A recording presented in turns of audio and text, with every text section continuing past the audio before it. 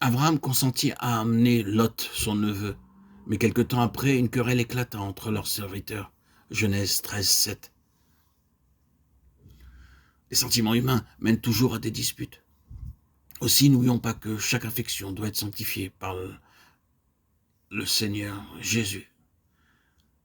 Tout doit se faire par le Seigneur Jésus qui est notre intermédiaire. Que ce soit l'amour pour le mari, l'épouse, les enfants, les parents, les frères, les sœurs ou la parenté. Si tel n'est pas le cas, le jour viendra où nous en subirons les conséquences. Matthieu 12, 48 à 50 rapporte que la mère, les sœurs et les frères de notre Sauveur pensaient avoir un droit particulier sur le Seigneur Jésus. Ils lui envoyèrent un message demandant avec insistance à lui parler, de sorte qu'il déclara « Qui est ma mère? Qui sont mes frères ?» Assurez-vous que l'affection que vous portez à votre mari, à votre femme, vos enfants, vos frères, vos sœurs et votre parenté ne vous détourne pas de Dieu. Nous rencontrons si souvent des gens qui préfèrent aimer leur parenté plutôt que de faire la volonté de Dieu.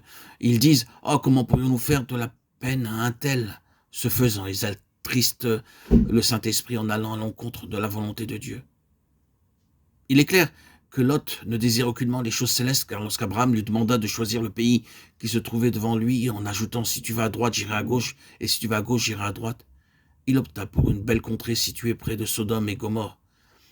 Genèse 13, 10. Il habita dans les cités de la plaine et planta sa tente dans la direction de Sodome. Il savait que ces villes étaient connues partout pour leur méchanceté, leur infamie. C'était la fertilité du pays qui l'attirait. Peut-être pensa-t-il « Oh, je ne suis pas à l'intérieur de Sodome et de Gomorrhe, je vivrai à l'extérieur. » Pourtant, au chapitre 19 du livre de la Genèse, nous constatons qu'il se trouvait à Sodome même.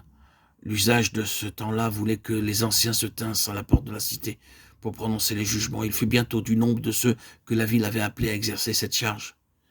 Il avait probablement eu l'intention de vivre à l'extérieur, mais peut-être pensa-t-il être en mesure de faire du bien lorsque les hommes de Sodome et Gomorrhe le sollicitèrent. Au chapitre 13, verset 5, nous apprenons qu'il possédait beaucoup de richesses. À son arrivée, il avait des troupeaux de petits et de gros bétail ainsi que des tentes. Lorsqu'il s'installa dans cette contrée fertile, en peu de temps, il devint encore plus prospère qu'auparavant. Il est probable que cette opulence amena les habitants de Sodome et de Gomorrhe à lui demander de faire partie du conseil de leurs anciens. Nous pouvons aisément imaginer l'écho de telles circonstances dans le cœur de Lot. Il éprouvait le désir de devenir populaire et il aspirait à se faire un nom à mesure qu'il s'enrichissait. C'est ainsi que beaucoup de croyants devinrent ambitieux. Ils se préoccupent de leur réputation et cherchent à accéder à la puissance, à exercer une autorité. De la même manière, ils tiennent beaucoup à jouer un rôle important dans l'assemblée, non pas qu'ils se préoccupent des choses spirituelles, mais afin d'être connus. Acceptez cet avertissement, je vous prie, et ne vous laissez pas induire en erreur par la prospérité de ce monde. Ce que Dieu donne en son propre temps vaut bien plus que des richesses terrestres.